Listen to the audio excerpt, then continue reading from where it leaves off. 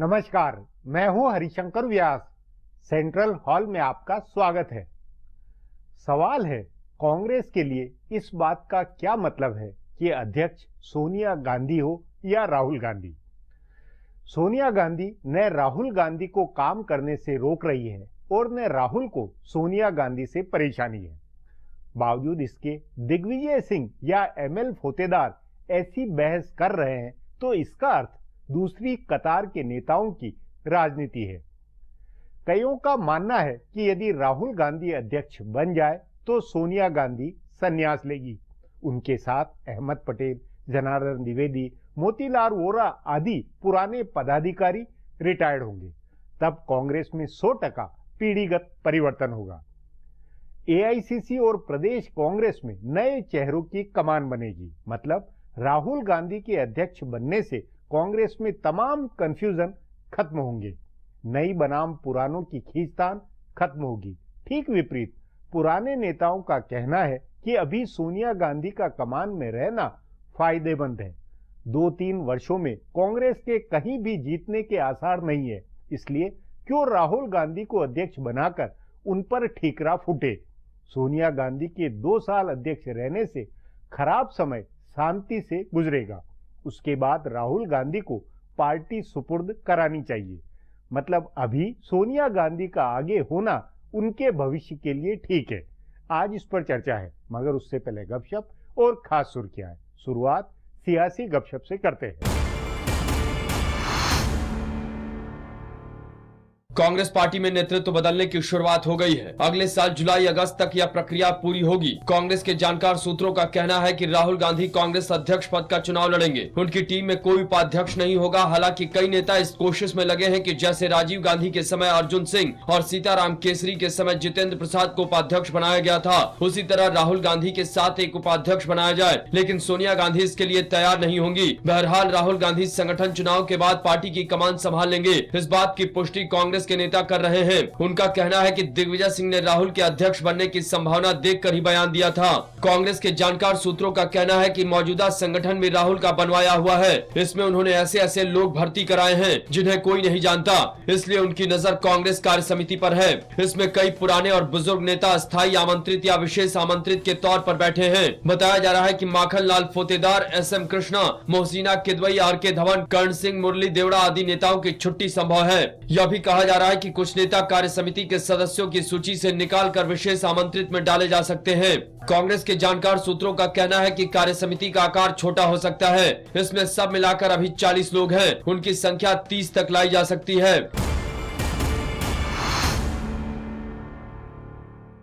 अरविंद केजरीवाल कमाल की राजनीति कर रहे हैं। वो कांग्रेस के अनुभव से सीख रहे हैं। उनके एक बेहद करीबी नेता का कहना है कि केजरीवाल को लग गया है कि नरेंद्र मोदी पर बहुत ज्यादा हमला करने और उनकी आलोचना करने के कारण ही कांग्रेस इस हाल में पहुंची है। इसलिए उन्होंने इन दिनों मोदी की तारीफ शुरू कर दी है। बताया जा रहा है कि पार्टी के अपने निजी चुनाव सर्वेक्षक योगेंद्र यादव का आकलन है कि पिछले साल विधानसभा चुनाव में युवा मतदाताओं का एक बड़ा तबका ऐसा था दिल्ली के लिए केजरीवाल को पसंद करता था और केंद्र के लिए नरेंद्र मोदी का समर्थक था। अगर इस तबके को अपने साथ लाना है तो मोदी की आलोचना बंद करनी होगी। सो इस रणनीति के तहत केजरीवाल नर्म पड़े हैं और बहुत सोच समझकर मोदी की आलोचना कर रहे हैं। उन्होंने पिछले 2 हफ्ते में 4 बार मोदी का समर्थन किया है। मोदी जब दिवाली मनाने सियाचिन गए तो केजरीवाल ने उनका समर्थन किया। इसी तरह सिख विरोधी दंगों से प्रभावित लोगों को 5-5 लाख का मुआवजा देने के लिए उन्होंने मोदी की तारीफ की। एक इंटरव्यू में उन्होंने मोदी को बहुत महान वक्ता बताया और कहा है कि उनकी वजह से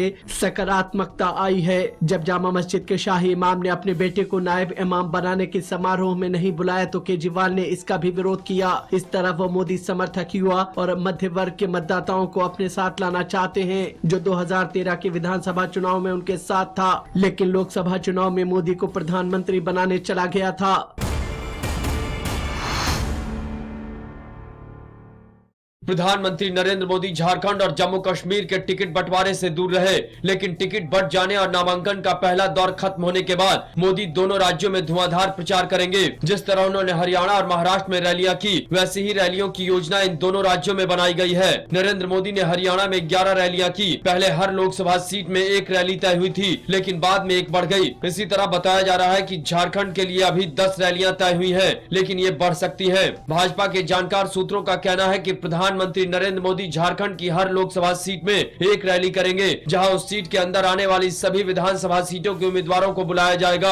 इसका मतलब है कि उनकी 14 रैलियां होंगी। नक्सल प्रभावित इलाकों में भी मोदी की रैली होनी है, जिसके लिए सुरक्षा एजेंसियों ने तैयारी शुरू कर दी है। इसी तरह जम्मू कश्मीर में प्रधानमंत्री 8 से 10 रैलियों को संबोधित करेंगे। वे प्रदेश की सभी 6 लोकसभा सीटों पर कम से कम एक रैली जरूर करेंगे। 4 सीटों वाले लद्दाख इलाके में उनकी एक रैली होगी और बताया जा रहा है कि 37 सीटों वाले जम्मू क्षेत्र में वे 5 से 6 रैलियां करेंगे। घाटी में उनकी कुछ कम रैलियां होंगी, जिसके लिए सुरक्षा एजेंसियों को बहुत मेहनत करनी पड़ेगी। अब आज की सुर्खियां हैं, ये लीक से कुछ हटकर है और इनसे देश की दशा दिशा को बूझ सकेंगे।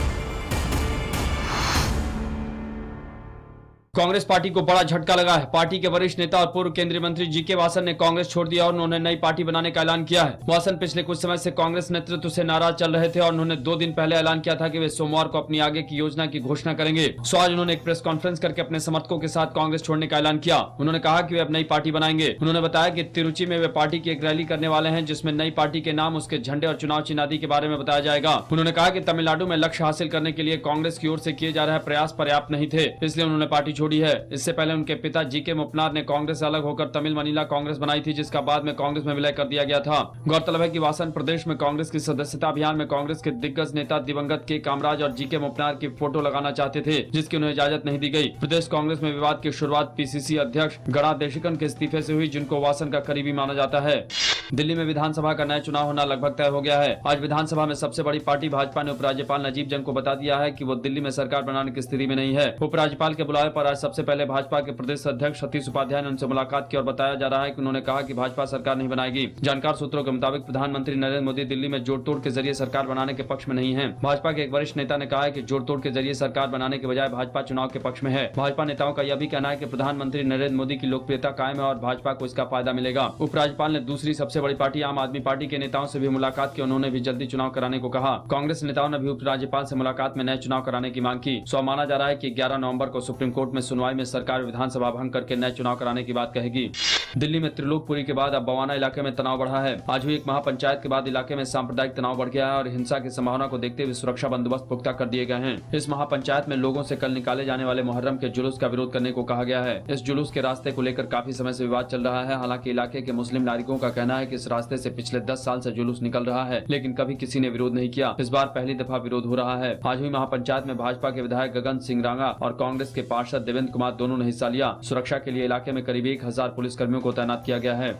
महाराष्ट्र के मुख्यमंत्री देवेंद्र फडणवीस ने कहा कि उनकी सरकार भ्रष्टाचार में शामिल किसी भी व्यक्ति को नहीं बचाएगी। उन्होंने आज कहा कि महाराष्ट्र में एनसीपी ने भले भाजपा की सरकार को बिना शर्त समर्थन दिया है, लेकिन उसके बदले एनसीपी से कोई समझौता नहीं हुआ है। उन्होंने कहा कि जो भी भ्रष्टाचार में दोषी पाया जाएगा वह जेल भेजा जाएगा। गौरतलब है कि देवेंद्र फडणवीस ने गृह मंत्रालय अपने पास ही रखा है। फडणवीस ने यह भी कहा है कि उन्होंने भ्रष्टाचार के मामले में जांच की अनुमति लेने के प्रावधान को खत्म करने का प्रस्ताव दिया है। उन्होंने कहा कि किसी से अनुमति लेने की जरूरत नहीं होनी चाहिए। फडणवीस ने कहा कि वे एक व्यवस्था बनाएंगे जिसमें अगर प्राथमिक जांच हुई और पहली नजर में सबूत है तो आगे बिना किसी अनुमति की कार्रवाई होगी। उन्होंने कहा कि उनकी सरकार चुने हुए प्रतिनिधियों, नौकरशाह और पुलिस अधिकारियों के खिलाफ जांच के लिए पूर्व अनुमति की व्यवस्था खत्म करेगी। सूचना और प्रसारण मंत्री प्रकाश जावड़ेकर ने रॉबर्ट वाड्रा मामले में आज कहा है कि मीडिया को अपना काम करने देना चाहिए। उन्होंने परोक्ष रूप से वाड्रा पर निशाना साधते हुए कहा कि जिम्मेदाराना व्यवहार करना सबकी जिम्मेदारी और मीडिया को अपना काम करने दें। गौरतलब है कि सोनिया गांधी के दामाद रॉबर्ट वाड्रा ने कल एक पत्रकार के सवालों से नाराज होकर उसका माइक अपने हाथ से मारकर हटा दिया था। इस पर कल जावड़ेकर ने कहा था कि अगर पत्रकार की ओर से उनके पास शिकायत आती है तो वे इस पर कार्रवाई करेंगे। फिलहाल अब एक ब्रेक है, फिर खुलासा होगा।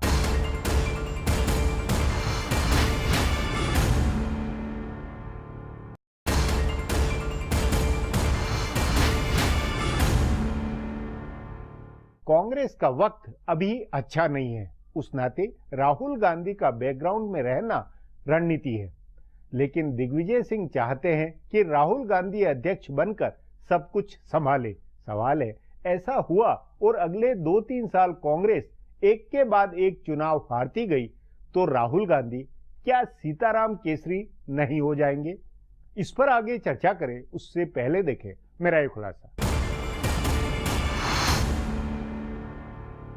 कांग्रेस में इन दिनों संगठन में बदलाव की जोरदार चर्चा है। सोनिया गांधी की जगह राहुल गांधी पार्टी की कमान संभाले, इसकी आवाज उठ रही है। कांग्रेस के भीतर नेतृत्व बदलाव को लेकर दो किस्म की चर्चा है। पहली चर्चा तो यह है कि पिछले साल से कांग्रेस की लगातार हो रही हार का ठीकरा राहुल गांधी के सिर फोड़ा जा रहा है और इस वजह से कांग्रेस में प्रियंका गांधी को लाने की मांग उठ रही है। कांग्रेस नेताओं के एक खेमे का कहना है कि अभी राहुल गांधी को कांग्रेस की कमान सौंप देने से प्रियंका लाव की मांग थम जाएगी। अभी राहुल को कांग्रेस अध्यक्ष बना देने की कोशिश कर रहे नेताओं का यह भी कहना है कि इससे कांग्रेस के भीतर कई पावर सेंटर बन जाने का मिथक भी टूटेगा। अभी कहा जा रहा है कि सोनिया और राहुल गांधी का कैंप बना हुआ है और प्रियंका गांधी भी राजनीति में दखल देती हैं। राहुल अगर कमान संभालते हैं तो सोनिया के करीबी रहे पिछले 3 या 4 दशक से राजनीति कर रहे नेता रिटायर होंगे। कांग्रेस में पूरी तरह से पीढ़ीगत परिवर्तन हो जाएगा। राहुल गांधी के चुने हुए जो नेता अभी कांग्रेस के पुराने नेताओं की छाया में काम कर रहे हैं, वे स्वतंत्र होकर काम करेंगे। यह योजना सफल होगी या विफल, यह भी नहीं कहा जा सकता है। कांग्रेस की पुरानी टीम के नेताओं का कहना है कि कुछ नेता अपना कद बढ़ाना चाह रहे हैं, इसलिए राहुल गांधी को मक्खन लगा रहे हैं।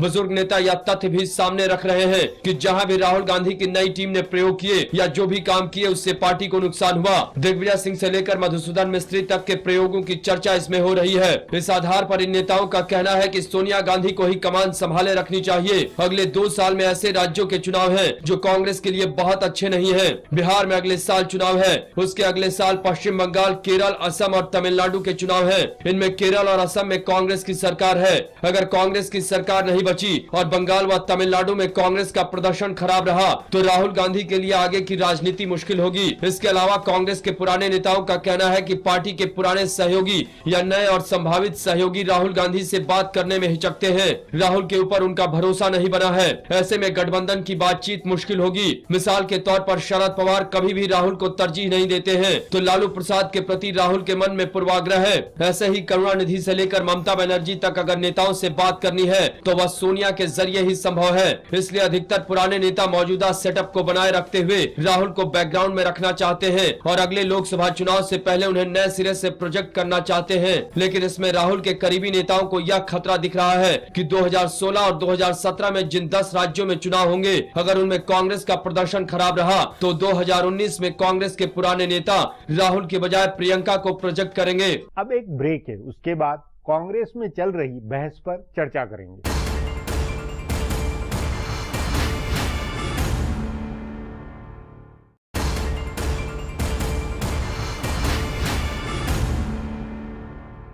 कांग्रेस में बेचैनी है कि जो चल रहा है वह कब तक चलेगा।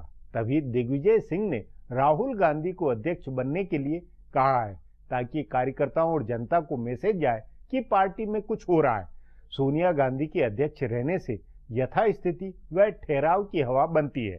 इस पर चर्चा के लिए आज मेरे साथ वरिष्ठ पत्रकार शीला भट्ट हैं।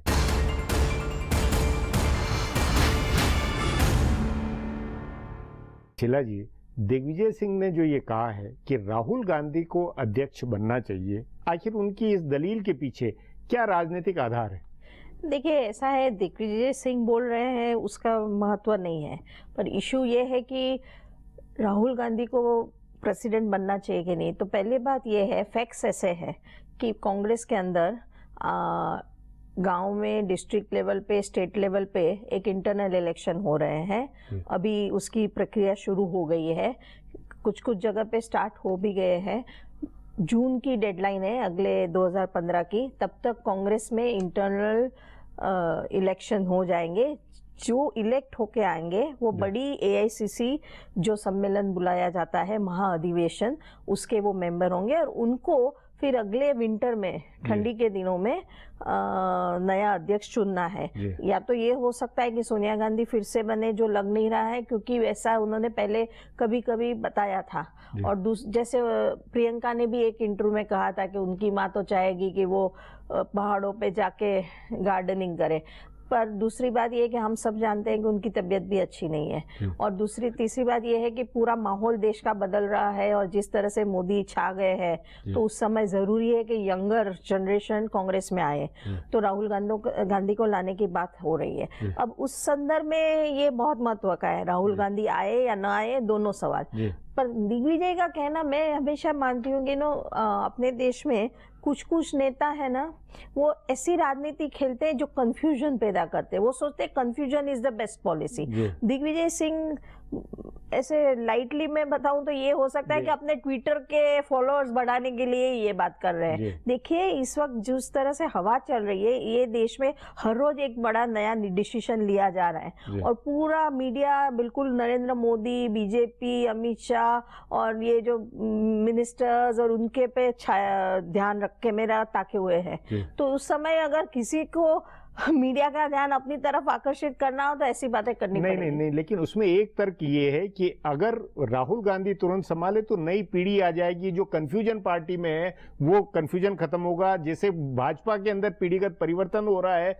उस तरह का हो जाएगा, साफ सुथरा वो एक क्लियर पॉलिसी होगी। ये आपको नहीं लगता? इस दलील में दम नहीं है? नहीं, मैं नहीं मानती। देखिए बहुत साफ बात ये है, एक वोटर, ये पत्रकार की तरह से हम नहीं सोचते हैं। चलो हम एक डेमोक्रेसी के सपोर्टर की तरह सोचे। डायनेस्टी अच्छी नहीं है, आप और हम सब जानते हैं और मेरे ख्याल से राहुल गांधी खुद भी जानते हैं। नहीं तो राहुल गांधी बार बार जब से 2005 से लेके 10 साल से वो क्यों बोल रहे हैं कि इंटरनल इलेक्शन कराओ, प्राइमरी कराओ, तो वो भी जानते हैं डायनेस्टी इज नॉट गुड। तो मुझे लग रहा है कि कांग्रेस की आज की सबसे बड़ी समस्या ये है कि कांग्रेस आंतर विरोध से, इंटरनल कॉन्फ्लिक्ट से बहुत डर रही है। मुझे लग रहा है कि कांग्रेस को जो हार हुई है ना, उससे बड़ा डर और धक्का आंतर विरोध से लग रहा है कि उनके वहां जो मतलब वो अंदर बिखराव की चिंता है या चुनौती की चिंता आप मानती कि नहीं? नेतृत्व को चुनौती हो सकती है? नेतृत्व को चुनौती से डर लग रहा है, डर है, चिंता से ज्यादा है। और मेरे ख्याल से राहुल गांधी हिम्मत से वो चैलेंज को पकड़ नहीं सक रहे हैं और मुझे लग रहा है कि और कांग्रेस वाले भी डर रहे हैं उनको चैलेंज करने से।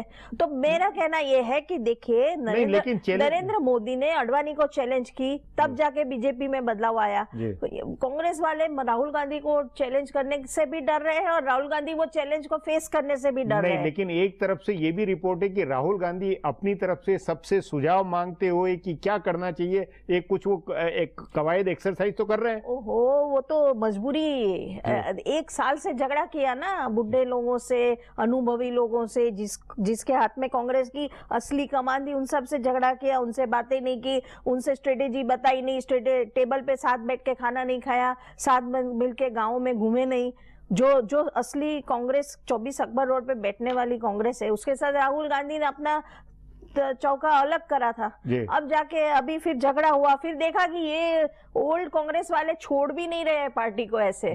नहीं तो अब ये लगता है आपको कि कुछ इस तरह की कवायद हो रही कि पुराने लोगों से भी सलाह लेकर, उनसे सुझाव लेकर कुछ रास्ता निकाला जाए? मुझे लग रहा है, जैसे मैं आपको पहले से कह रही हूँ कि कॉन्फ्लिक्ट से कांग्रेस डर रही है, जबकि कांग्रेस और दूसरा राहुल गांधी अब मेरे ख्याल से ट्रूस डिक्लेयर हुआ है कि लड़ना झगड़ना नहीं है, बैठ के साथ में बात करते हैं। आप बताओ आपके तो पास सोल्यूशन है? आपको लगता है सेक्युलर कांग्रेस को फिर से रीडिफाइन कर सकते हैं? क्या नई कांग्रेस पैदा हो सकती है? अब राहुल गांधी पूछने चले हैं और फिर मीटिंग्स हो रही है और बात कर रहे हैं। और मुझे लग रहा है, देखिए मैं मान रही हूँ और मेरे ख्याल से बीजेपी वाले भी लीडर्स सब, प्राइम मिनिस्टर और अमित शाह और अरुण जेटली जैसे सब समझते हैं कांग्रेस का आज भी वजूद है और कांग्रेस पूरे देश में मास बेस्ड पार्टी है। आज कांग्रेस की शाख गिरी हुई है क्योंकि हार भी गई और दूसरा कि बहुत सारे एलिगेशंस लगे हैं, उसमें से उनको बाहर निकलना है। कांग्रेस जब तक अंदर के कॉन्फ्लिक्ट का सामना करके बाहर नहीं उभरती है तब तक ऊपर नहीं आ सकती। पर आपका ये नहीं मानना कि कांग्रेस जानबूझकर या राहुल गांधी, सोनिया गांधी जानबूझकर अभी चुपचाप बिल्कुल कुछ भी न करते हुए एक वक्त को गुजर जाने देने की एक रणनीति पे किए हुए? वो सोच रहे हैं कि ये विंडी एक आंधी चली जाए, हम झुक के बैठ जाए, ऊपर से उसके बाद जब वो हो जाए तब फिर हम अपना वो और अपना, तब तक उनको ये संभाल के बैठना है और वो सोचते हैं बिना कॉन्फ्लिक्ट के ये सब हो जाए। पर मुझे इतना इजी नहीं लग रहा है वो। मतलब उसमें ये कि अंदर कांग्रेस में दिग्विजय सिंह का कहना और ना कहना कोई मायने नहीं रखता है। जी शीला जी, बातचीत को यहीं समाप्त करेंगे। प्रोग्राम में आने के लिए बहुत बहुत धन्यवाद। हमारा प्रोग्राम अब यहीं खत्म होता है, मुझे इजाजत दीजिए। कल फिर मिलेंगे इसी चैनल पर, इसी समय।